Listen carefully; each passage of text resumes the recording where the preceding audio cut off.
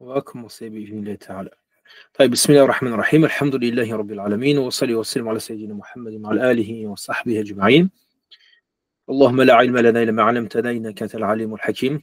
اللهم علمنا ما ينفعنا وانفعنا بما علمتنا وزدنا علما يا رب العالمين. أما بعد, donc nous allons entamer بإذن تعالى la lecture et le commentaire de l'ouvrage qu'on avait indiqué, donc cet ouvrage Al-Ashmawiyya dans le fiqh Malikite bi'ivnillahi ta'ala. Alors, pour se procurer cet ouvrage, si vous voulez suivre, je vais vous montrer, Inch'Allah ta'ala, en capture, enfin, pas en capture, mais plutôt en partage, l'ouvrage qu'il faut essayer d'obtenir si vous voulez avoir, bien que je vais vous partager également un document qui date assez, qui a été des personnes, un site avait traduit l'Ashmawiyya, il l'avait transféré sur Internet, l'a partagé sur Internet, donc il est également téléchargeable. Alors, je vais essayer de vous montrer cela. Voilà, cet ouvrage, normalement que vous avez à l'écran. Donc, c'est la série d'épîtres du fiqh malikite. Dans cet ouvrage, vous trouvez 4 ouvrages dans un seul livre, donc sous un format de français-arabe. Sur la page de gauche, vous avez le français, et sur la page de droite, vous avez donc l'équivalent en arabe, bi'ivnillahi, donc ta'ala. Pourquoi il est intéressant cet ouvrage? Parce que il contient donc les 4 livres que vous voyez ici. Mukhtasar al-Akhdari, qui est souvent le premier ouvrage dans lequel nous commençons lorsque nous commençons à étudier le fiqh malikite, bien que des fois on peut directement commencer par l'Ashmawiyya, ça dépend. Les malikites de ce qu'on appelle de l'Mashriq, c'est-à-dire à partir d'Égypte, du Moyen-Orient, etc., souvent préfèrent commencer par l'Ashmawiyya. Les malikites du Maghreb, c'est-à-dire du Maghreb, préfèrent commencer par l'Akhdari, comme en Libye, comme en Tunisie, en Algérie, en Mauritanie, au Sénégal, etc. Bien qu'au Maroc, ils préfèrent directement commencer par Matn ibn Ashir, bien que l'Akhdari également est enseigné. Donc souvent, on monte, on va dire, en puissance à travers, parce que toute matière s'étudie au fur et à mesure pour pouvoir progresser et maîtriser et mémoriser des fois ces informations qui reviennent. Donc on commence avec Al-Akhdari qui va traiter la purification et la prière. Pour ceux qui sont d'entre vous inscrits en première année de Dar al-Islah, nous proposons donc l'étude de cet ouvrage. Donc Al-Akhdari, c'est celui qui est proposé dans le fiqh. Ensuite, Al-Ashmawiyya, donc c'est celui que nous allons faire. Donc Al-Akhdari se concentre uniquement sur des volets de la purification et des éléments de la prière. Pas tous les éléments de la prière, mais les éléments qu'il faut connaître pour un débutant qui commence la prière à ce niveau, un jeune, un enfant, un converti ou autre.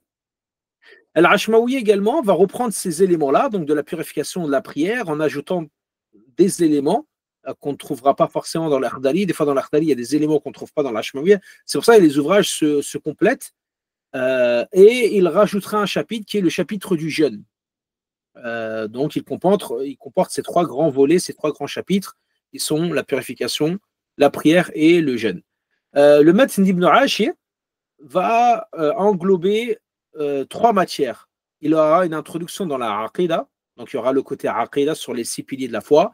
Ensuite, il va développer les piliers de l'islam, la purification avec la prière, la zakat, le jeûne et le hajj. Et ensuite, il y aura une dernière partie qui sera une partie, on va dire, spirituelle. Et ensuite, vous avez le Muqaddimah al-Izziyya qui est, lui, d'un niveau supérieur, qui reprend ces éléments-là. Donc, le fiqh recommence à chaque fois du début. La purification, la prière, donc les 5 piliers, la purification, la prière, la zakat, le jeûne, le hajj. Et il rajoutera des éléments de tout ce qui est lié au sacrifice. Le sacrifice dit al-udhiya, al-aqiqa, lors de la naissance d'enfants. Il parlera également du mariage, du divorce. Il parlera des règles du commerce, ou quelques règles du commerce, quelques règles également de l'héritage, et il terminera avec un chapitre de bienséance, de adab, etc. Vous voyez que ce sont 4 ouvrages, 4 niveaux qui sont enseignés dans la plupart à l'heure actuelle, enfin qui se démocratisent et que vous trouvez dans plein d'instituts en ligne, dont le nôtre, dans plein de mosquées maintenant, que ce soit en Ile-de-France ou ailleurs, dans le monde francophone, et dans différents instituts où le fiqh malikite revient et devient une référence dans l'enseignement du fiqh. Donc c'est un ouvrage, c'est un investissement qui va vous servir puisque des fois vous trouvez des conférences ou des séminaires sur Al-Akhdari. Vous allez trouver des fois des séminaires sur l'Ashmawiya. Il nous est arrivé dans les années précédentes de faire des séminaires sur 2-3 jours intensifs, 8 heures par jour, etc., pour faire l'Ashmawiya, pour lire cet ouvrage en combien? En 16 heures, en 20 heures. En 20 heures intensifs, etc., de lire cet ouvrage. Il nous est arrivé d'enseigner également Ibn Ashir dans les années précédentes, dans certaines mosquées. On l'a enseigné dans différentes mosquées, cet ouvrage-là. Et Al-Muqaddim al-Izziya qu'on a enseigné, qu'on continue d'enseigner avec certains groupes. Donc, vous voyez que ces ouvrages-là viennent. Et après, dans les niveaux supérieurs, vous avez Ar-Risala d'Ibn Abi Zayd al-Qayrawani dans le Fiqh Malikite, qui est un livre également traduit en français, que vous trouvez en français arabe, qui lui maintenant couvre tout le champ du fiqh. Et le niveau qui est le dernier niveau supérieur, c'est Mukhtasar Khalil, qui est donc le dernier ouvrage dans l'école malikite, qui est le dernier palier à étudier et à maîtriser si on veut absolument maîtriser l'école ou le fiqh dans l'école de l'imam Malik rahimahullah ta'ala. Donc voici l'ouvrage pour ceux qui veulent se le procurer et ensuite ils pourront suivre à partir donc du maître de Al-Ashmawiya. Mais il est possible que certains d'entre vous ne l'ont pas encore. C'est pour ça que je vais vous partager, et puis je l'enverrai dans le groupe de ceux qui sont inscrits pour l'Ashmawiya. Donc, un PDF que vous pouvez trouver sur Internet. Donc, ce PDF-là, donc, qui a été traduit. Hein. Bon, je ne connais pas qui sont les traducteurs, mais bon, on va voir parce qu'il y aura des petites corrections à faire. Donc, d'un site, je ne sais pas d'ailleurs s'il est toujours valide ou non, ce site-là. Donc, ils ont traduit le précis donc, de l'Ashmawi au sujet du fiqh malikite, donc traduite par l'équipe, donc École Malikite. Elle date, hein, cette version-là. Elle est présente sur Internet, on la trouve en PDF. Quand vous tapez l'Ashmawiya PDF, vous tombez sur des sites où vous pouvez le télécharger gratuitement. Donc, on va le mettre à l'écran et on va essayer de suivre dessus. Moi, j'aurai la version en arabe que je vais lire et on essaiera de voir en français et d'expliquer ce qu'il en est. Mais déjà, ce qui est intéressant, c'est de voir la biographie de l'imam al-Ashmawi. Bon, on n'a pas grand-chose le concernant. Il vous dit ici, donc si vous voyez l'écran, si on l'agrandit un peu pour que peut-être de chez vous, surtout si vous êtes sur le téléphone, vous avez la possibilité de bien le voir. Donc, il me dit, il s'agit de l'érudit, hein, du saint Abdel Bari al-Ashmawi. Il est né lors du Xe siècle de l'Hégire. Donc, on n'a pas vraiment une date qui indique sa naissance. Les savants, ils vous disent كان موجودا سنة 92 و900. Par exemple, ils disent il était présent, il était vivant en l'an 992 de l'Hégire. Donc, on n'a pas véritablement une date on va dire de vie ou de mort le concernant. On sait juste qu'il fait partie de ces savants donc, du Xe siècle de l'Hégire, entre le Xe et sans doute le 11 ou au début du XIe siècle de l'Hégire. Et à ce titre, il est contemporain de tous ces ouvrages-là, de l'Akhdari par exemple. Il est contemporain de Ibn Ashir. Ibn Ashir qui est décédé en 1040 de l'Hégire. Donc vous voyez qu'ils sont proches, ces ouvrages-là, subhanallah. Je ne sais pas s'il y a un signe dedans ou si on pourrait extraire quelque chose, mais ce sont des personnes qui ont vécu dans la même période. Ça ne veut pas dire qu'ils étaient au courant des uns des autres, hein, mais ils ont vécu dans cette période où ces ouvrages-là ont émergé et dont Allah subhanahu wa ta'ala a mis la baraka qui sont présents jusqu'à aujourd'hui, puisqu'ils ont traversé au minimum 4 siècles pour arriver entre nos mains. Il vous dit que peu de biographes ont parlé de la vie de l'imam al-Ashmawi, et il dit nous avons quelques lignes de la part de son cheikh, donc l'imam al-Sakhawi. L'imam al-Sakhawi qui est un très grand savant du hadith. donc qui siégeait en Égypte et qui est l'élève de d'Ibn Hajar al-Asqalani. Ibn Hajar, qui est un grand savant du hadith, un hafiz, hein, il a atteint ce degré de ce qu'on appelle le hafiz dans le hadith, ceux qui maîtrisent et mémorisent plus de 100 000 hadiths avec leur chaîne de transmission. Et c'est l'un des principaux commentateurs du Sahih al-Bukhari. Donc Ibn Hajar est un grand savant, l'imam al-Sakhawi également est un grand savant du hadith, et il a un ouvrage qui s'appelle Ad-Daw'u al-Lami', et il va écrire à son sujet, quand il va le mentionner, il va dire الشيخ عبد الباري ابن أحمد ابن عبد الغني ابن عتيق ابن الشيخ السعيد ابن الشيخ حسن أبو النجاة العشماوي القاهري الرفاعي الأزهري المالكي. Ouais, il va nous citer tous ces éléments-là. Donc, Abdul Bari, hein, Ibn Ahmed, donc fils d'Ahmed, Ibn Abdel Ghani, le nom de son grand-père, encore son arrière-grand-père, Ibn Sheikh Saïd, Ibn Sheikh Hassan, Abu Najah, et donc Al-Ashmawi, Al-Qahir. Al-Ashmawi, on va voir, c'est un village qui est en Égypte, au nord du Caire. Al-Qahiri, parce qu'il a siégé au Caire un certain nombre d'années. Al-Azhari, parce qu'il a étudié dans cette université emblématique et millénaire qui est de l'Azhar, parmi les universités les plus anciennes au monde. Al-Maliki, puisqu'il était donc Malikite. Bon, il n'a pas précisé Rifa'i, qui mentionnera à la fin ici, ils l'ont mentionné à la fin, c'est-à-dire qu'il appartenait à un ordre d'une voie spirituelle, donc du Cheikh Ahmed al-Rifa'i.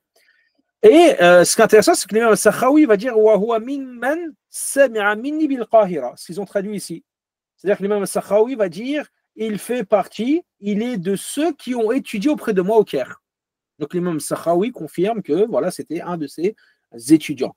Il vous dit donc on tire de cette présentation qu'il a résidé au Caire, qu'il a étudié au sein de la prestigieuse université de l'Azhar en Égypte.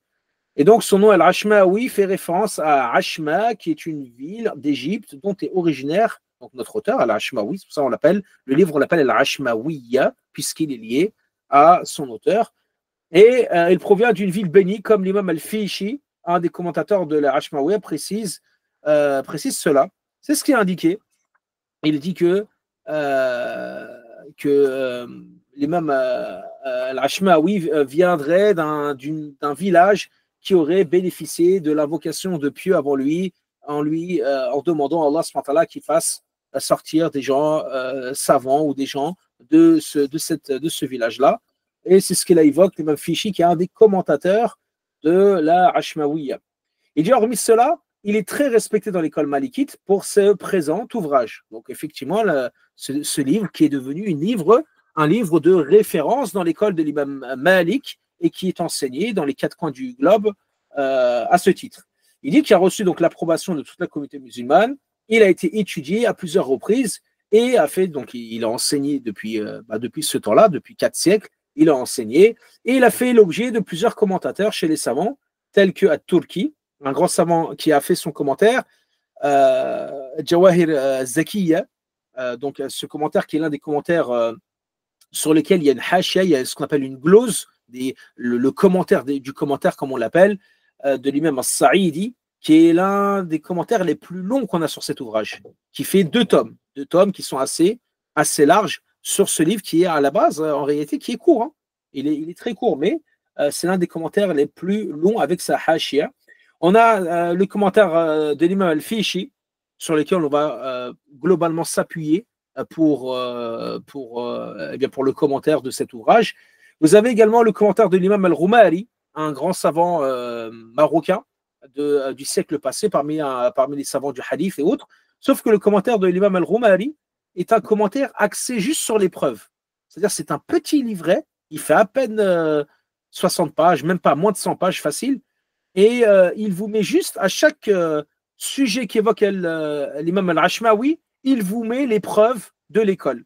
Si c'est un hadith, si c'est un verset. Il essaye donc de mettre les preuves, un peu ce qu'il a fait l'imam Al-Rumari dans les ouvrages de Fiqh Malikite. Il a fait la même chose dans la Risala, son célèbre ouvrage Masalik ou Dalala ou Dilala, ala Risala. Donc cet ouvrage dont il a pris le livre de la Risala, et puis à chaque sujet en bas de page, il vous met à chaque fois la preuve. Voilà, ça c'est le hadith tel. C'est pourquoi on dit ça, c'est quoi la preuve des Malikites, le hadith tel, ou le verset tel, etc. Donc l'imam al-Roubali s'est concentré de ce côté-là. L'imam al-Charnoubi, également, il a un commentaire, mais c'est un commentaire qui est très succinct. Il est bien ce commentaire pour des arabophones qui débutent. Ils peuvent le prendre. Il fait moins de 100 pages également. Un petit commentaire qui vient juste expliquer rapidement l'essence et ce qui est voulu par l'imam Al-Ashmawi. On aurait pu rajouter également l'imam Al-Abi, Al-Azhari, qui est connu pour ses commentaires qui sont quand même assez profitables et qui sont également courts, mais dans le même ordre que l'imam Charnoubi, l'imam Al-Abi, Al-Azhari, qui est connu pour son commentaire sur Al-Akhdari, sur Al-Ashmawiya, sur Al-Muqaddim Al-Izziya, sur Al-Risala, voire même sur Khalil. C'est quelqu'un qui a fait des commentaires et des petits commentaires qui sont utilisés pour les débutants, pour essayer de comprendre, on va dire en substance, la parole de l'auteur d'une manière assez facile. Il dit, nous savons qu'il fut affilié donc à la voie spirituelle du Cheikh Ahmed al-Rifa'i, un des pôles spirituels de son temps, comme le fait remarquer le savant al-Fiishi, donc dans son introduction à ce niveau-là, qu'Allah lui fasse miséricorde et agrée son œuvre. Amin. Très bien, on va aller dans l'introduction donc de l'auteur et on va directement entrer dans l'étude de cet ouvrage. Donc l'auteur commence par Bismillah ar-Rahman ar-Rahim. Vous savez que le terme Bismillah ar-Rahman ar-Rahim, la plupart des auteurs commencent par la Basmala. Et cela en suivant, on va dire, une éthique dans l'écriture, dans la quand on écrit un livre ou autre, eh bien on commence par cet élément-là.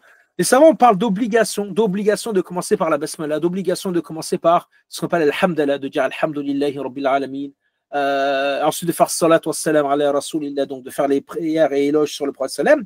Mais c'est une obligation, en réalité, une obligation d'écriture. En fait, c'est une obligation pour pas une obligation au sens religieux, comme on l'a déclaré la semaine dernière, quand on vous a dit qu'une obligation, celui qui l'a fait, il mérite la récompense, celui qui s'en détourne, il mérite le châtiment. Pas dans ce sens-là, mais c'est-à-dire que les gens, les spécialistes dans l'écriture vous disent que c'est obligatoire. Voilà, un peu comme on vous dit à l'école, il est obligatoire lorsque vous faites une dissertation, vous commencez par une introduction. Ensuite, présentation du plan, la problématique ou problématique, présentation du plan ou l'inverse. Et après, vous commencez, première partie, avec... c'est ça. Donc, nos savants donc, disent qu'il est demandé de commencer et il se base sur un hadith. Sur un hadith où le prophète sallam dit « Kullu amrin dhi balin la yubda'u fihi bi bismillah » dans certaines versions bi dhikrillah, dans certaines versions bil hamdallah, donc « fahuwa ajzam » ou dans d'autres versions « fahuwa aqda' » ou dans d'autres versions « fahuwa abtar ». Tout ça veut dire la même chose, c'est-à-dire toute chose qui est importante, tout sujet qui est important et qui ne commence pas par la basmala, eh bien, la baraka en est diminuée. Vous voulez commencer à parler chez vous d'une chose importante, commencez, dites Bismillah ar-Rahman ar-Rahim. Au minimum. Le minimum, Bismillah ar-Rahman ar-Rahim. Et pourquoi? Parce qu'il nous dit, celui donc, qui commence et qui ne les prononce pas, eh bien, il aura donc cette bénédiction qui sera diminuée de ce majlis, de là où il est assis, ou du discours qu'ils vont faire, ou de ce qu'ils vont donc enseigner à ce niveau-là. Ensuite, l'auteur, pour pas trop s'attarder sur le bismillah et faire la différence, ça on le présente dans le tafsir que l'on fait dans la basmala, bismillah al-ba, ensuite l'ismullah, ism. Qu'est-ce que ça veut dire? L'ism, c'est Allah. Est-ce que c'est mushtaq, ghayr mushtaq, ar-Rahman? Quel est le sens de Rahman? على صيغة فعلان والرحيم على صيغة فعيل المبالغة, etc. Tout ça, on en a parlé dans d'autres endroits, et puis on ne va pas le détailler plus que cela ici. On m'a demandé d'augmenter l'écran. Est-ce que là c'est mieux? Est-ce que vous voyez bien au moins à l'écran? L'auteur ensuite va dire قد سألني بعض الأصدقاء أن أعمل مقدمة في الفقه على مذهب الإمام مالك بن أنس رضي الله عنه فأجبته إلى ذلك راجيا للثواب. هذا par quoi il commence. Donc bien sûr le cheikh, l'imam, le savant, l'érudit Abdul Bari al-Ashmawi al-Rifa'i, donc Allah exalté soit-il, lui accorde sa miséricorde, a dit, donc ça c'est pas sa parole à lui, lui sa parole elle commence où? Des amis. Déjà regardez comment il commence. قد سألني, des amis m'ont sollicité afin de composer une introduction juridique sur l'école de l'imam Malik ibn Anas qu'Allah et j'ai répondu favorablement, espérant par là une rétribution divine. Ici, donc, l'imam al-Ashmawi, et pas que lui, un grand nombre de savants, surtout dans la deuxième, on va dire, partie du millénaire musulman, si on peut dire ça, c'est-à-dire les 6 derniers siècles ou les 7 derniers siècles qui nous ont précédés, souvent, plein de savants ont écrit des ouvrages car ils ont été sollicités. Et en vérité, alhamdoulilah qu'ils ont été sollicités, ou qu'ils aient été sollicités. Parce que s'ils n'avaient pas été sollicités, on ne sait pas s'ils l'auraient écrit d'eux-mêmes. Le fait que des gens lui ont dit, s'il te plaît, est-ce que tu peux écrire quelque chose, s'il te plaît, on a besoin, est-ce que tu pourrais nous faciliter l'imam Ibn Hajar, quand il parle de Nourba, il dit pareil, il dit, des gens m'ont demandé d'écrire. Il y a plein de personnes qui vont dire, dans des ouvrages, plein de savants qui vont commencer, et ils vont dire, des gens m'ont demandé, des amis m'ont demandé, des personnes m'ont demandé, etc., etc. Et là, il a appelé ça al-asdiqa. Regardez, subhanallah, également, certains savants tirent quelque chose ici de Latif. Il dit, regardez ce savant, parce que techniquement, ceux qui ont dû lui demander, ça doit être très certainement des élèves. Mais il l'a appelé des asdiqa, des amis.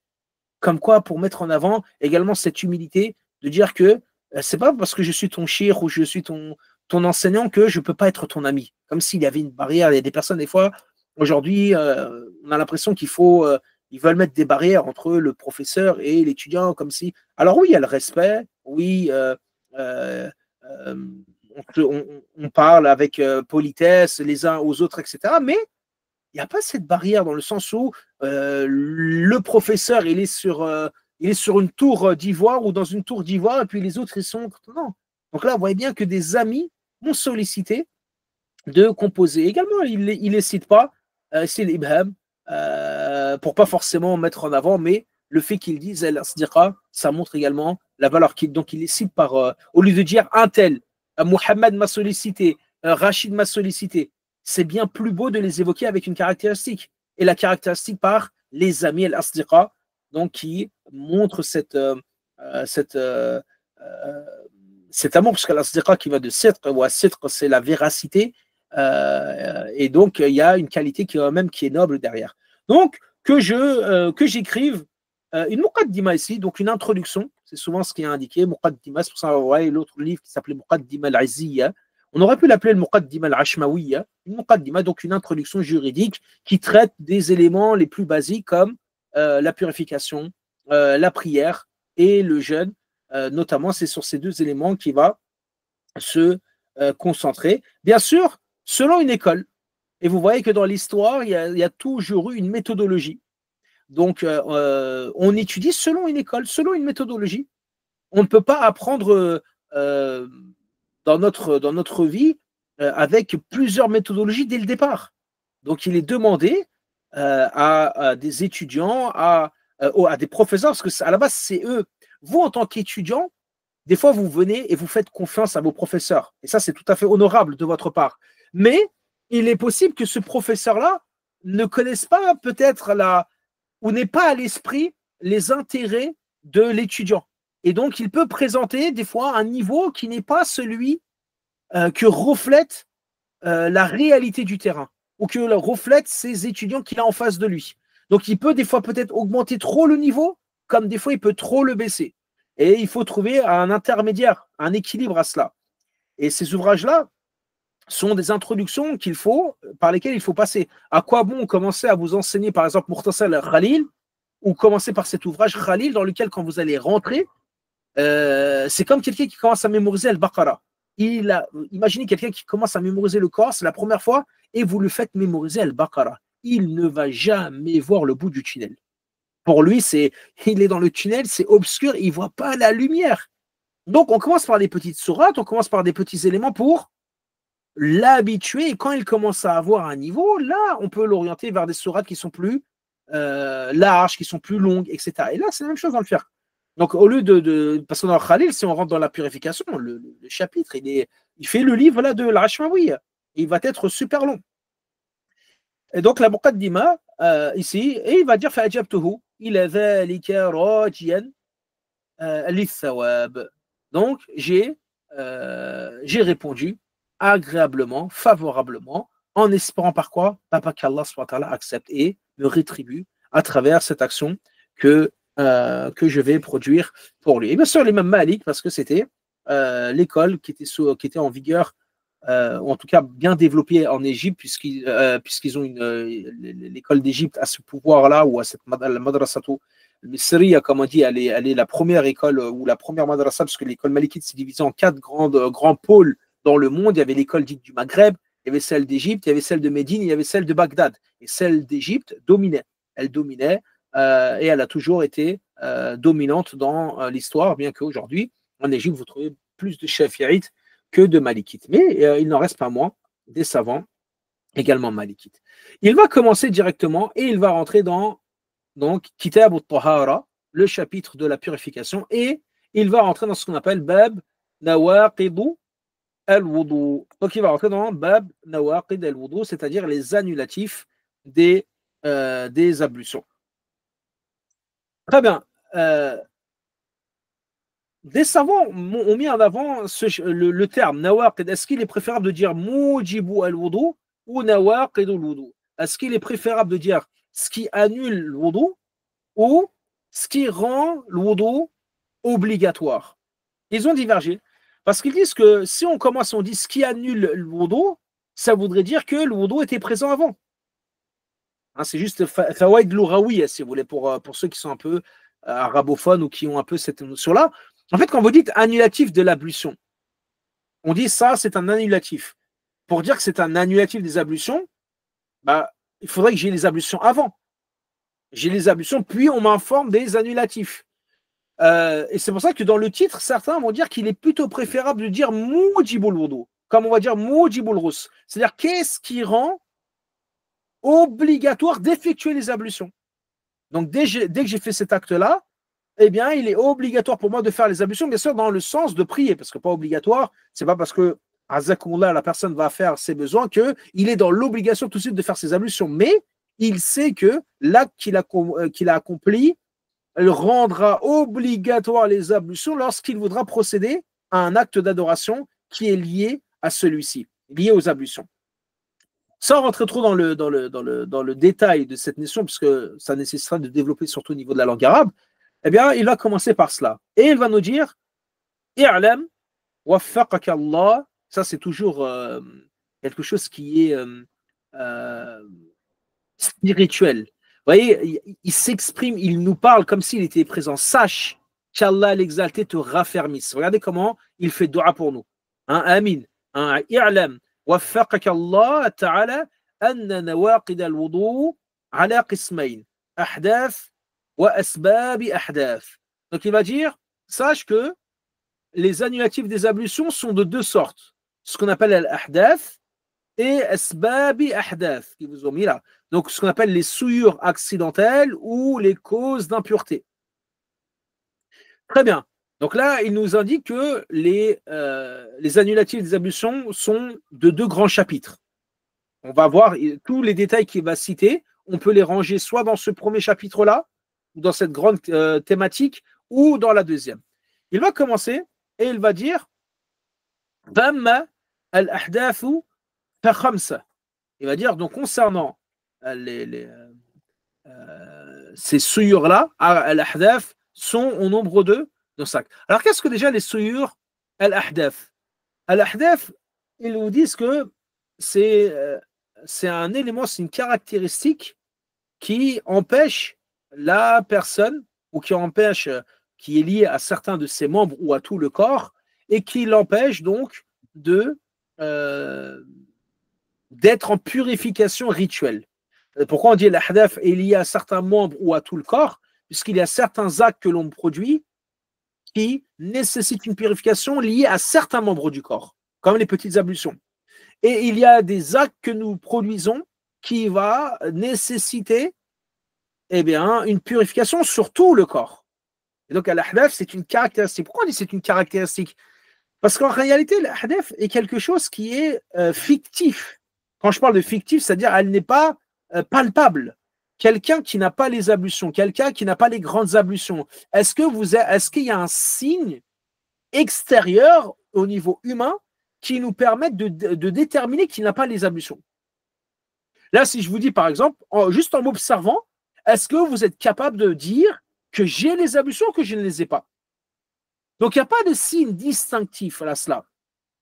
Et si Allah subhanahu wa ta'ala et son messager ne nous avaient pas informés de ce type d'impureté, nous n'aurions pu le deviner. Alors, quand l'être humain voit de l'urine, quand il voit des selles, il voit ce genre de choses, bah, il a de l'aversion naturellement. C'est-à-dire, il n'y a pas un peuple, à part des gens qui ont l'esprit, j'ai envie de dire, qui est à l'ouest, qui va aimer ce type d'élément, même si on n'est pas musulman, normalement, bah, l'urine, c'est pas quelque chose qui est quelque chose de propre.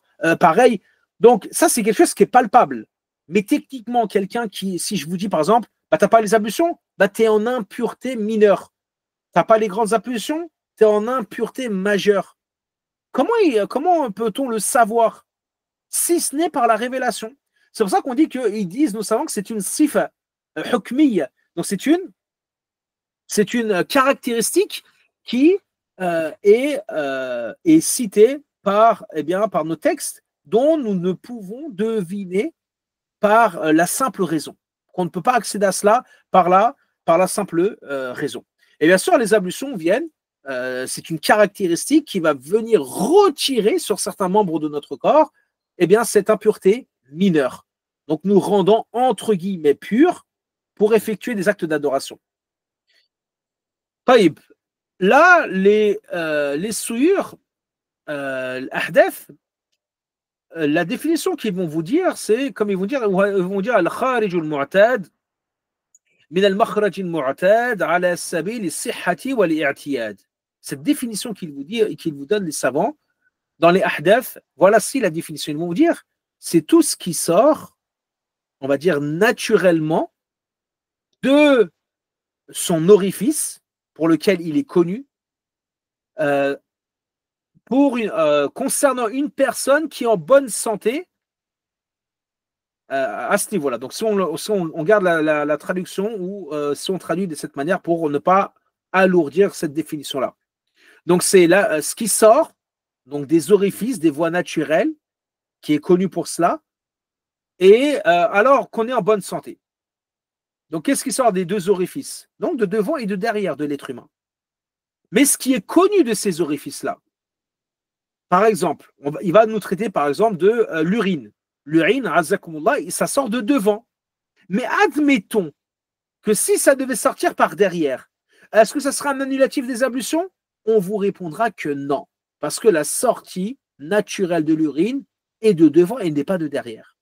Et ainsi de suite. On va voir avec des cas concrets. Par exemple, également, les cas qu'on pourrait donner là-dessus, comme la sortie des vers, les vers solitaires. Des fois, il y a l'extraction, des gens, ils ont des vers solitaires dans leurs intestins et ils sortent par derrière. Les médecins arrivent à les... Le fait que ces vers solitaires sortent, est-ce que le fait qu'ils soient sortis de l'orifice est un annulatif des ablutions? Ils vont vous dire que non. Pourquoi? Parce que ce n'est pas la base, ce n'est pas dans la nature de l'humain que des vers solitaires sortent comme ça régulièrement de cet orifice-là. Et ainsi de suite. Donc là, il va rentrer, il va nous dire فَأَمَّا الْأَحْدَاثُ. Il va nous dire donc أَمَّا الْأَحْدَاثُ, si je reprends le texte, أَمَّا الْأَحْدَاثُ فَخَمْسَ. Donc il va dire les ahdath sont au nombre de 5. Et il va commencer à les citer. Il va dire ثلاثة من القبل وهي المذي والودي والبول واثنان من الدبر وهما الغائط والريح. Il va dire 3 d'entre elles résultent de la partie génitale, al-qubul, c'est-à-dire de devant, pour l'homme ou la femme. Et là, il va nous donner ces trois liquides. Le premier, donc, c'est al-madhiyu. Al-madhiyu, c'est ce liquide qui est blanchâtre, transparent, et qui sort lors de préliminaires, on va dire de préliminaires érotiques, ou de pensées érotiques, ou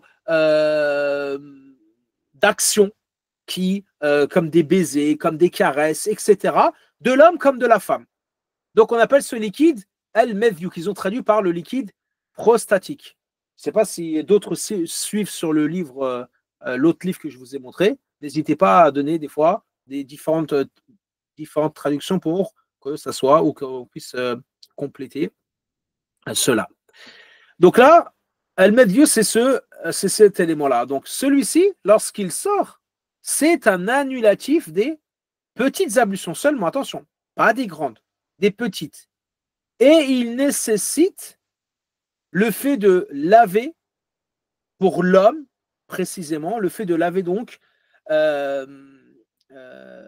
sa verge en entier avec de l'eau et avec l'intention de le faire, c'est-à-dire de l'intention du lavage également. C'est-à-dire c'est pas seulement le lavage sans intention, il doit avoir au fond de lui cette intention de retirer également cet élément-là et de laver sa verge. Et ça vient du hadith du prophète sallam qui avait ordonné donc de, il va dire, comme il avait dit lorsqu'il avait été interrogé par le Miqdad ibn al-Aswad qui avait été envoyé par Ali ibn Abi Talib sur une personne qui produit ce liquide-là, qu'est-ce qu'il doit faire? Il avait dit qu'il lave donc sa verge avec de l'eau et qu'il refasse ses ablutions à ce titre. Et donc ça c'est pour l'homme qui est indiqué, c'est pour ça que pour la femme, il lui est juste demandé de nettoyer l'endroit dont ce liquide a touché ou est présent, et c'est tout. Elle n'a pas forcément mettre l'intention, pas l'intention ici, ça concerne l'homme. Donc ça c'est le premier liquide qui est un annulatif. Ensuite il va nous donner le deuxième liquide qui est le liquide visqueux sortant après l'urine qu'on appelle al-wadyu. Donc c'est un liquide également qui est blanchâtre, des fois il peut être blanchâtre également un peu épais, transparent aussi, et qui sort souvent après l'urine. Donc une fois que la personne elle a uriné, des fois ce liquide-là peut venir peut-être des fois quelques minutes après, quelques secondes après, et celui-ci également, il suffit juste donc de nettoyer.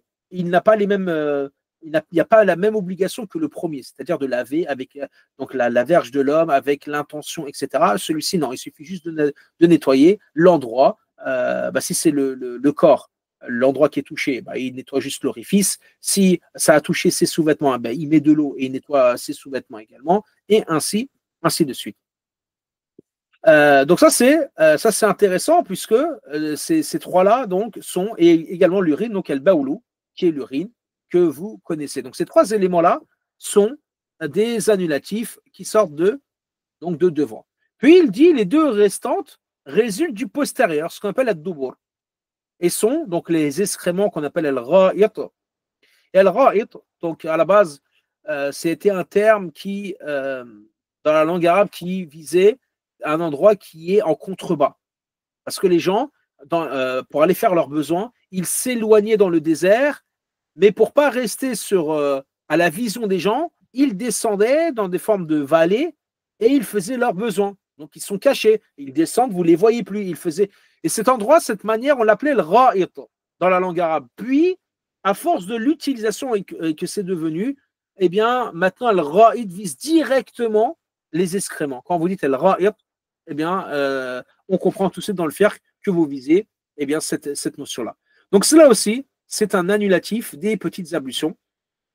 Et ils vont dire ar-rih, donc qui sont les flatulences, qui sont traduits par le terme que vous voyez, mais qui sont les flatulences. Par contre, ici, des flatulences, de ce que l'on parle, c'est de derrière. Des fois, il y a des femmes qui demandent, parce que des femmes ont des fois des flatulences de leur partie génitale, donc de devant. Ces flatulences des parties génitales de devant ne sont pas des annulatifs.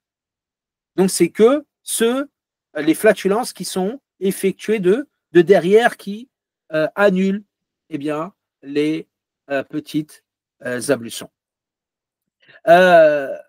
Avant de rentrer par là, l'imam al-Fishi, par exemple, va rajouter une sous-partie que l'imam al-Ashmawi n'a pas citée. Il va nous parler de adab qada al-haja, donc les convenances à avoir lorsqu'on se dirige aux toilettes, au WC pour effectuer nos besoins. Il va dire qu'il y a deux éléments qui est intéressant, c'est cette notion de ce qu'on appelle al-istibra. Al-istibra, c'est donc le fait de finir et de ne pas se lever des WC ou autres tant qu'on n'a pas terminé, tant qu'on ne sent pas que ce qui devait sortir de notre corps est totalement sorti. Et cela, pour plusieurs raisons, pour éviter si ça sort après, d'en mettre un peu partout, d'en mettre sur soi, pour éviter tout ce genre de désagréments, et également pour se vider complètement, parce que même si on ne s'est pas vidé et qu'il reste, et qu'on se tient, qu'on a envie, on a encore une envie pressante, eh bien, cet acte-là sera un acte détestable par la suite durant notre prière. Et elle va venir nous envahir notre esprit, et on va penser à cela durant la prière, alors que dans la prière, on doit être concentré. Donc ça, il est intéressant. Ensuite, comment on se nettoie? On se nettoie par l'eau. Et on verra les catégories d'eau, Inch'Allah, ta'ala, qu'on citera, ou que l'auteur citera par la suite. Certains commencent par cela, mais il a commencé, on citera pourquoi il a commencé peut-être avec ces éléments-là, avant de commencer par ce qu'on appelle Ahkam al-Miyah, dont la plupart des savants commencent dans leurs ouvrages. Donc, il se nettoiera avec de l'eau, on verra quel type d'eau et quelles sont les caractéristiques que cette eau doit comporter, ça arrivera bi'ivnillahi ta'ala. Ce qui est par contre intéressant, c'est que il est obligatoire pour la femme d'utiliser de l'eau pour l'urine. L'homme, pour l'urine, il peut utiliser de l'eau comme il peut utiliser un autre élément, comme du papier, comme des lingettes et autres. Par contre, la femme, même si elle utilise du papier, des lingettes, elle doit absolument faire passer de l'eau sur l'orifice pour qu'elle soit considérée comme pure au niveau donc de cet endroit. Il faut qu'il soit considéré comme pur. Concernant les besoins que l'on fait par derrière, il n'y a pas d'obligation d'utiliser de l'eau, bien que ce soit le meilleur. On peut directement utiliser du papier, etc. Par contre, là où l'eau devient obligatoire, c'est lorsque les excréments autres, azakumullah, dépassent l'orifice et se propagent, comme par exemple quand on a la diarrhée qui se propage un peu plus, etc. Pour cela, les savants disent que dans ces cas-là, utiliser de l'eau devient une obligation. Également, on se nettoie avec la main gauche, comme vous le savez, comme le prophète sallallahu alayhi wa sallam nous a enseigné, donc de se nettoyer avec la main gauche. Également, ces invocations, avant de rentrer dans les toilettes ou autres, avant d'y rentrer, c'est pas quand on rentre, c'est quand on se dirige et qu'on va être sur le point de rentrer, on est devant la porte, avant d'y rentrer, de dire Allahumma inni a'udhu bika min al-khubathi wal khaba'ith. Donc contre les djinns ici, les shayatin. Beaucoup de savants disent que al-khubthi ou al-khaba'ith, al-khubthi renvoie donc aux shayatin, les démons masculins, et al-khaba'ith renvoie aux démons féminins. Donc de demander la protection d'Allah subhanahu wa ta'ala contre ça. Et ensuite, lorsque l'on sort, eh bien, d'invoquer Allah subhanahu wa ta'ala, le minimum c'est de dire Ghufranek quand on sort, donc ton pardon au Seigneur, ou il y a d'autres hadiths qui sont apportés, comme Alhamdulillah, alladhi adhaba anni al-adha wa afani min al-bala, louange à Allah subhanahu wa ta'ala qui a fait sortir de moi, qui a fait en sorte que je puisse me débarrasser de ces choses qui peuvent causer du tort à l'être humain s'il reste dans le corps. Regardez des gens qui ont du mal à évacuer ces éléments-là, quelle douleur profonde peut causer cela au corps humain, qu'Allah nous en préserve. Et qu'il m'a préservé de ces épreuves-là qu'il a pu donner à ce niveau-là. Donc tout ça sont les éléments qui sont demandés d'effectuer à ce niveau. Bien sûr, il n'y a pas de purification pour les flatulences. C'est-à-dire, des fois, il y a des personnes qui vont aux toilettes, ils pensent qu'ils ont des choses qui arrivent, mais en fait, ils n'ont que des flatulences. Est-ce qu'on utilise de l'eau? Est-ce qu'on se nettoie? Non. Tant qu'il n'y a rien qui est sorti parmi les excréments ou autres, il n'y a pas à utiliser donc de l'eau pour l'istinja, comme on appelle, pour les flatulences ou autres, etc. Donc tout cela sont les éléments qu'on pourrait citer rapidement pour les convenances lorsque l'on va dans ces endroits-là. Ensuite, l'auteur va continuer donc dans ces causes qui annulent. Donc là, la première catégorie, si on remonte, il nous a parlé des souillures ici accidentelles. D'accord, ce qu'on appelle l'ahdaf. Cette première catégorie qui comporte ces 5 éléments qui sont des annulatifs directs des ablutions. Mais il va citer maintenant en deuxième lieu ce qu'on appelle les causes d'impureté. Et il va nous dire asbab ou l'ahdaf. Donc là, il va nous dire wa amma asbab ou l'ahdafi فالنوم وهو على 4 أقسام طويل ثقيل ينقض الوضوء قصير ثقيل ينقض الوضوء قصير خفيف لا ينقض الوضوء طويل خفيف يستحب منه الوضوء. Il va vous dire quant aux causes d'impureté, il s'agit entre autres du sommeil, par exemple. Le sommeil. Le sommeil est un annulatif, mais il va voir qu'il y a 4 types de sommeil. Et parmi ces 4 types qu'il va vous évoquer, la plupart sont des annulatifs, sauf un, ou deux même, où il est même plutôt méritoire de faire les ablutions. Donc le premier va dire, donc comment caractéristique un sommeil? Un sommeil en fait qui est lourd. Là, bon, ça fait 4 catégories, ça fait peut-être lourd. C'est peut-être lourd justement à retenir.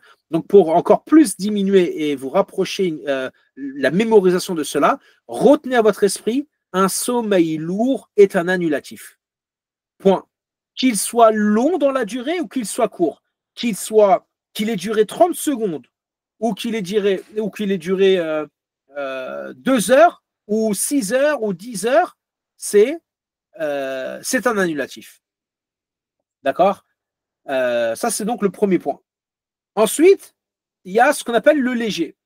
Le sommeil qui est léger. Le sommeil qui est léger, on distingue 2 éléments. Soit il est court dans le temps, soit il est long. Donc, court dans le temps, ça, bien sûr, c'est connu au niveau culturel. Court dans le temps, ça peut être 5 minutes, 10 minutes, 20 minutes. C'est court, ce n'est pas quelque chose qui est long. Mais long, ça peut être allongé pendant 1 heure, 2 heures, 3 heures, et ainsi de suite. Qu'est-ce qui différencie? Maintenant, la question qu'on pourrait se poser, c'est qu'est-ce qui différencie? Parce que le léger, on a vu, n'annule pas.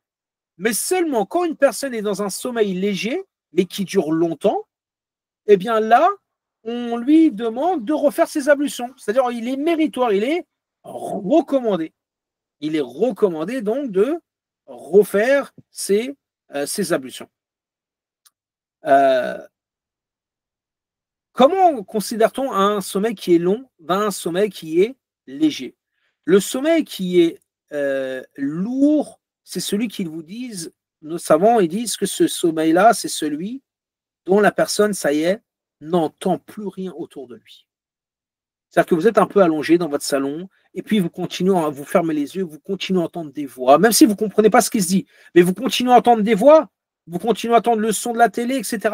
Dans ces cas-là, c'est toujours un sommeil qui est léger. À partir du moment où il y a un blackout, vous n'entendez plus rien, même léger, hein, c'est-à-dire que vous n'entendez plus rien, puis le son revient, c'est un sommeil qui a été lourd. Il y a également d'autres types de manières de le reconnaître.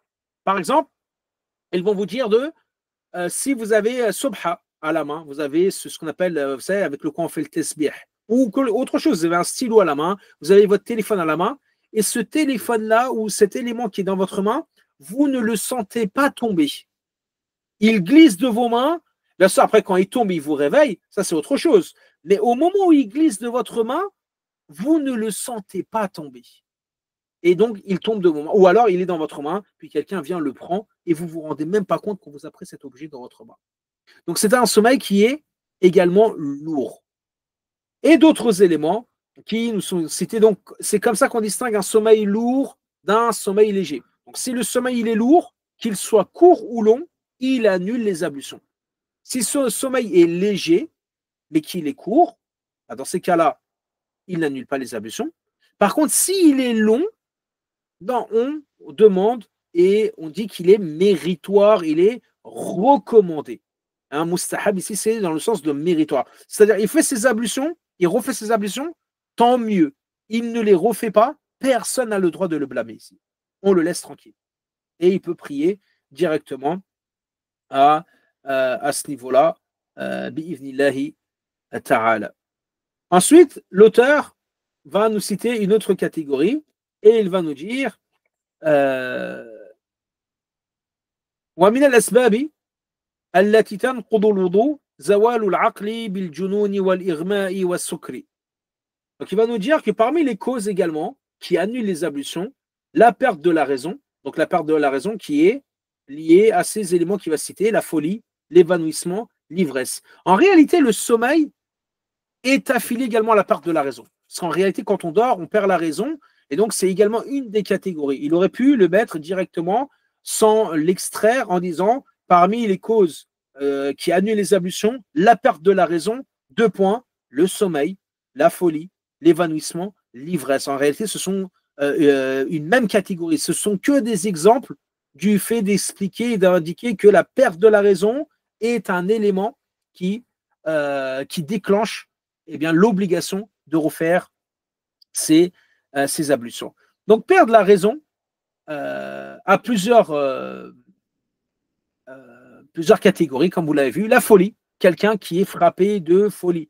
Même si c'est une folie qui est passagère, même si c'est une folie de 1 minute, de 2 minutes, où la personne, des fois, il y a des personnes qui, vous leur annoncez un décès, vous leur annoncez quelque chose et ils peuvent perdre l'esprit pendant le temps qu'ils reprennent leurs esprits. Des fois, il leur faut 5 minutes, 3 minutes et ils ne se rappellent même plus de ce qu'ils ont pu dire, de ce qu'ils ont pu faire.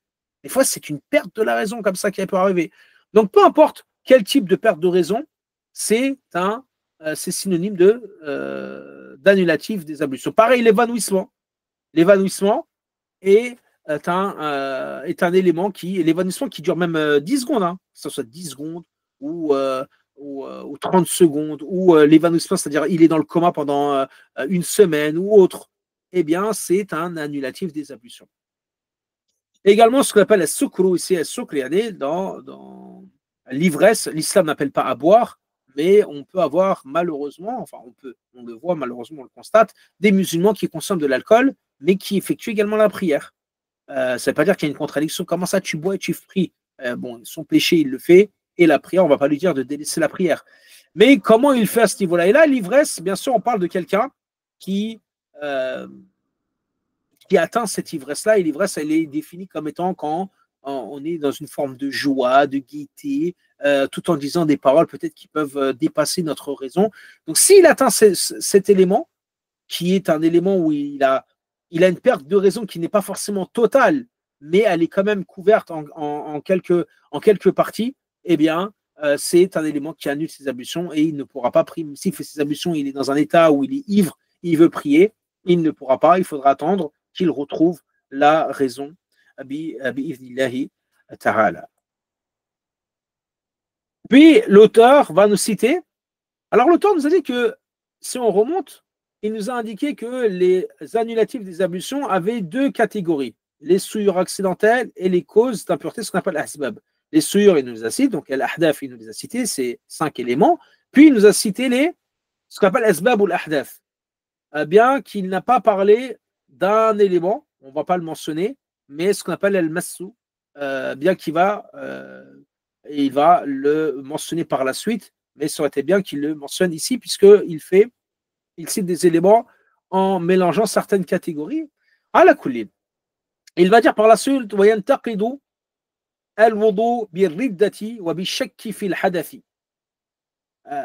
deux choses, sans trop descendre, pour regarder que les 2 premiers. Oh là là, là je suis trop descendu.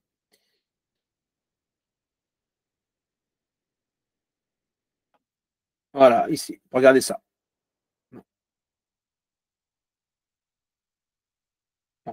Il dit, donc, Ar-Ridda et Ashak, donc l'apostasie est un annulatif, et Ashak, c'est-à-dire le doute, est-ce que j'ai les ablutions ou non, est également un annulatif, donc, des petites ablutions.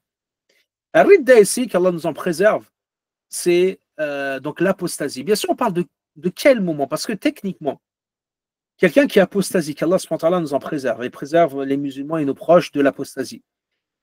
Quand il va apostasier, cette personne-là va ensuite commettre des actes d'annulation. C'est-à-dire, il va aller aux toilettes, il va vivre une vie qui comporte des annulatifs. Alors, pourquoi mentionner l'apostasie ici? En fait, on parle d'un cas bien précis dans le fiqh. Si on parle d'une personne qui apostasie, par exemple maintenant, et dans 10 minutes, qui revient à l'islam. On parle de lui.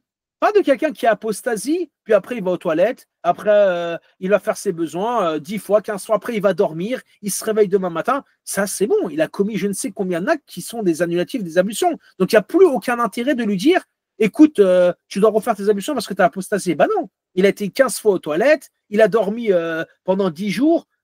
Donc tout ça n'a plus d'intérêt. Donc de quel cas on parle? On parle d'un cas bien précis de quelqu'un, par exemple, vous parlez avec lui à midi, il apostasie, à 14 heures, après avoir parlé pendant 2 heures, finalement, il décide de revenir à l'islam. Il dit, ah oui, mince, astaghfirullah, ashhadu an la ilaha illallah wa ashhadu anna Muhammadan rasulullah.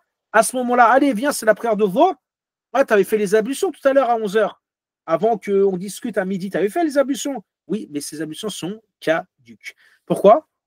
Parce qu'Allah subhanahu wa ta'ala dit la in ashrakta la yahbatanna amaluk. Si jamais tu apostasies ou tu commets ces actes de politisme, tu sors de l'islam, Allah subhanahu wa ta'ala annulera toutes tes actions. Et les ablutions font partie des actions de cette personne-là.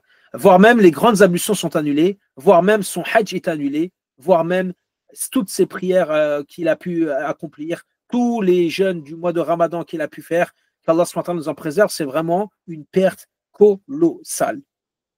Donc ça, c'est le premier élément. Et ensuite, le deuxième, il nous parle de shak, c'est-à-dire le doute. Le doute, c'est, en tout cas, cette catégorie qu'il vise là, c'est j'ai fait mes ablutions, j'ai la certitude que j'ai fait mes ablutions. Puis par la suite, dans la journée, dans les heures qui suivent, ou peut-être dans les dizaines de minutes, la demi-heure, je commence à avoir un doute. Ok, j'ai fait mes ablutions tout à l'heure, ça j'en suis certain, j'en suis certaine. Maintenant, je doute, est-ce que j'ai toujours mes ablutions ou non? Je les ai perdues ou pas entre-temps? Et je ne sais plus, je ne m'en rappelle plus. À ce moment-là, on dit à cette personne qu'il n'a plus les ablutions. Que ce doute-là qui intervient dans son esprit, eh bien, est un annulatif des petites ablutions et on lui demandera donc d'effectuer les petites ablutions. Également, s'il est dans le doute de je sais que j'ai perdu mes ablutions, j'en suis certain, mais je sais également que je les ai accomplies, mais je ne sais plus dans quel ordre. Est-ce que c'est j'ai perdu mes ablutions et j'ai fait les ablutions, ou est-ce que j'ai fait les ablutions et j'ai perdu mes ablutions? Dans ces cas-là également, il doit aller les refaire absolument. Donc, il y a plusieurs cas, il y a d'autres cas également qu'on ne va pas mentionner pour ne pas alourdir et pour rester dans l'ordre et dans l'esprit de l'ouvrage ici à ce titre. Donc, ce sont des annulatifs. Par contre, ces deux catégories-là, vous voyez, l'apostasie et le doute, eh bien, l'auteur, l'imam al-Ashmawi, rahimahullah ta'ala, les a placés parmi les causes qui annulent les ablutions. Ce qu'on appelle asbab al-ahdaf. Et en réalité, nos savants malikites, muhaqqiqoun, ou voire même dans d'autres niveaux, vous indiquent qu'en fait, ces deux catégories-là ne font pas partie de ces deux-là. C'est-à-dire qu'en réalité, si je remonte, les deux grandes catégories qui nous citent, il faudrait en rajouter une troisième ici. Une troisième catégorie qui est une catégorie à part. Elle n'a pas forcément de titre. Une catégorie dans laquelle on va dire l'apostasie et le doute, qui sont une troisième catégorie. Donc, l'apostasie et le doute n'entrent pas dans les causes d'impureté et n'entrent pas également dans les souillures accidentelles. C'est une catégorie, une troisième catégorie qui est à part, dont l'auteur ici a mis, parce que c'est un livre de débutants, il n'a pas forcément voulu mettre en avant ces détails-là. Et donc, il a encore incorporé, on va dire, dans les causes des annulatifs à ce niveau-là. On va s'arrêter là. Il y a d'autres annulatifs qu'il va citer et on terminera donc les annulatifs de la prière parce qu'il y a pas mal d'éléments à citer dans les différents annulatifs qui vont encore arriver et qui citent des détails de notre part. S'il y a des questions sur ce qui vient d'être dit, de ce qui vient de vous être présenté, bismillah, n'hésitez pas à prendre la parole oralement ou vous pouvez réactiver votre micro ou par écrit si vous êtes dans la capacité donc de prendre le micro. Sinon, s'il n'y a rien, s'il n'y a aucune intervention, je devrais libérer le chat que vous entendez, qui lui, c'est bon, on va clôturer, Inch'Allah ta'ala. Oui.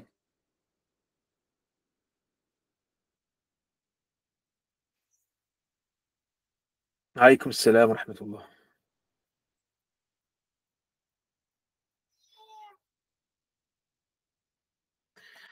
S'il n'y a pas de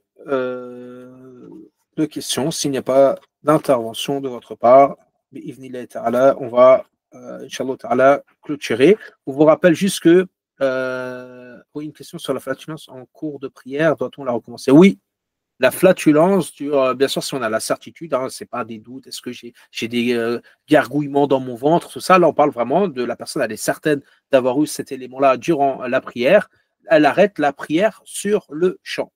Elle arrête sa prière sur le champ. Il lui a interdit de continuer la prière, puisque si elle continue la prière, elle continue la prière sciemment et consciemment sans ablution. Et ça, c'est d'une gravité. Voire même l'imam al-Akhdari parle de la sortie de l'islam de celui qui fait ça. Bien que c'est une parole qui est comprise avec d'autres éléments, mais ça montre la gravité de la chose. On ne le fait pas. Donc, on s'arrête sur le champ, on va refaire les ablutions et on recommence la prière à zéro. On ne recommence pas de là où on était. Ça vient annuler complètement la prière. On doit la recommencer depuis son début. Wa fikum barakallah. Très bien, n'hésitez pas Inch'Allah Ta'ala, à partager donc, ce cours-là. Il me semble qu'il y aura encore, oui, la séance de la semaine prochaine, bi'ifnillah Ta'ala, qui vous sera proposée, donc ouvert à tous et à toutes, bi'ifnillah Ta'ala. Et donc, n'hésitez pas à propager ce cours-là et d'autres à vos proches et autres. Concernant les flatulences chroniques, ça rentre dans ce qu'on appelle la salas. Inch'Allah Ta'ala, on essaiera d'en parler.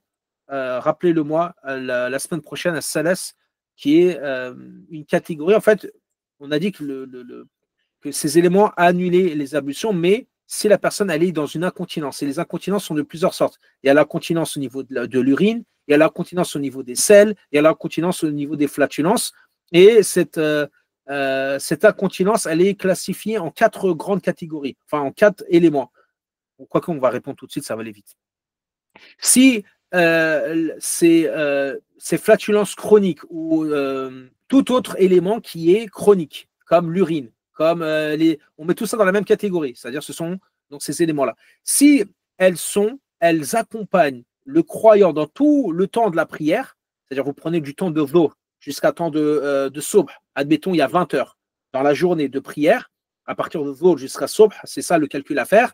Admettons, il y a 10 heures, 15 heures, 18 heures. Dans ces 18 heures-là, admettons, dans ces 20 heures, pour que ce soit un chiffre rond, dans ces 20 heures, si ça l'accompagne durant ces 20 heures, sans s'arrêter, dans ces cas-là, la personne, il lui est ni demandé de refaire ses ablutions, ni demandé de se nettoyer s'il y a des nettoyages à faire ou autre. Il prie et il n'y a aucun problème. Lié juste à cet élément-là, attention, ces flatulences-là. Par contre, s'il va uriner, il a perdu ses ablutions et il refera ses ablutions.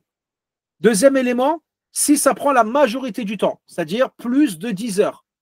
10 heures et plus, donc la majorité, pas 20 heures, mais 10 heures, entre 10 heures et 20 heures, sans aller jusqu'à 20 heures, là, il lui sera recommandé seulement de refaire les ablutions. Il y a cet élément-là. Ce n'est pas obligatoire, mais c'est recommandé. Et si c'est moins de 10 heures maintenant, c'est moins de la moitié, puisque la moitié également, al-mu'tamad, c'est que ça il rentre également dans la majorité du temps. Donc si c'est 10 heures et plus, c'est recommandé d'en faire. Si c'est moins de 10 heures, donc 9h50 ou 9h59 et moins, eh bien là, c'est un élément qui annule les ablutions. Et là, par contre, on lui demande de refaire ses ablutions. Donc là, c'est en fonction du temps. Ces éléments chroniques, combien de temps ça l'accompagne et combien de temps ça s'arrête, et de prévoir cela et d'estimer. Si ça prend, donc comme on a dit, tout le temps, les ablutions ne sont pas rompues. Si c'est la majorité, il est recommandé de refaire ses ablutions. Majorité et moitié et majorité. En dessous de la moitié, donc moins de 10 heures, comme on a dit, ben là, dans ces cas-là, c'est un annulatif et il doit faire ce qu'il lui est demandé de faire. Wallahu a'lam fi hadhihi al-ahkam. S'il y a d'autres éléments, marhaban bikum, sinon on va clôturer.